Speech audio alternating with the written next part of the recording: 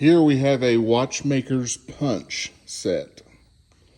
So here on the bottom, you can see it has a range of different set holes.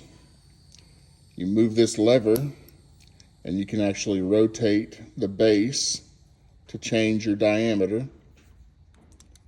This is a corresponding punch with this hole.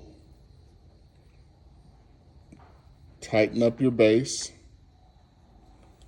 I don't have any gold or